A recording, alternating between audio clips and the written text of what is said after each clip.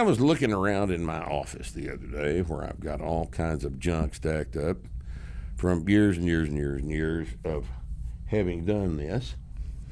And I came across a collection of muscle magazines from the 70s and 80s that I have had for years and years and years. And we've got a bunch of them here today. And we're going to kind of look through them together, and then we're going to talk about that. Now, these muscle magazines were, and here's a good example. This is a 1978 copy, a December 78 copy of Joe Weider's Muscle Builder and Power. That's super cool. Now, this was this is the premier publication, the flagship publication of Joe Weider's organization. All right?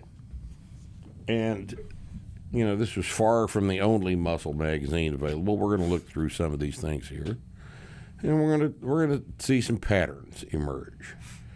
And the reason I think this is important is because these publications were, at the time, in the late 70s, early 80s, the only method of communication that people in the physical culture business had with each other. And they largely controlled the thinking because they were the only source of information about what people did in the gym. They were the only source of information. And if Weider's magazine, if Muscle had an article about it, then when you went to the store to buy this month's copy of the magazine and you read that, you went out in the gym and did it because you didn't know any better. And there wasn't anybody telling you any different. So these things were hugely influential in people, you know, in their teens and 20s, even in their 30s at the time. And they largely governed what went on in the gym. Now, I want you to think about this, all right? If you started training like I did when you were in your late teens, early 20s, and this kind of thing was what you started training with and what had shaped your original assumptions about what you were supposed to do in the gym.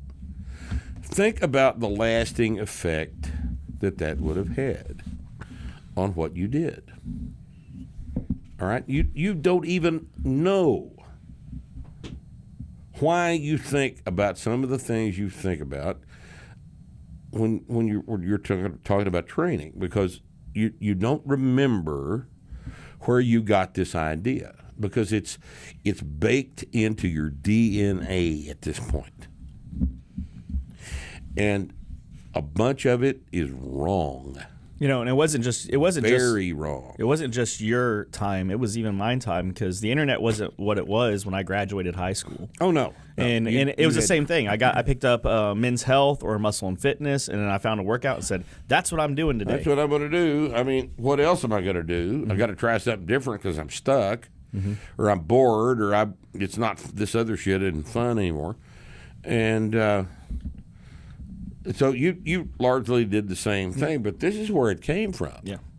This is where it came from. Some of these are very old magazines I've got.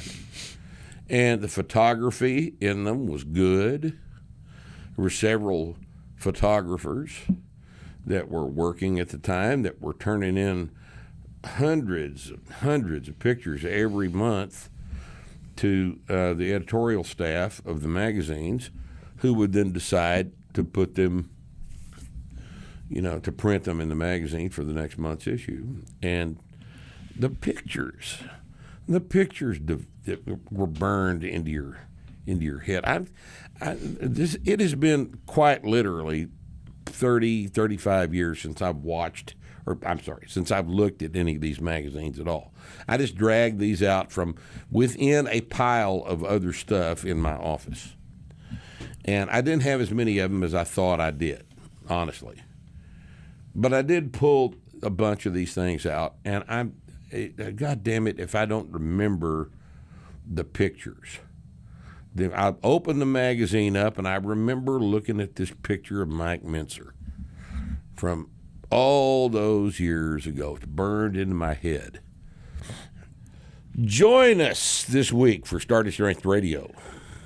We're going to talk about a couple of very, very important topics that revolve around these things I got on the desk here. These are muscle magazines from a long time ago. And they have given you the wrong impression about several important things if training is your interest. All right? We're going to discuss this at length on the next Starting Strength Radio.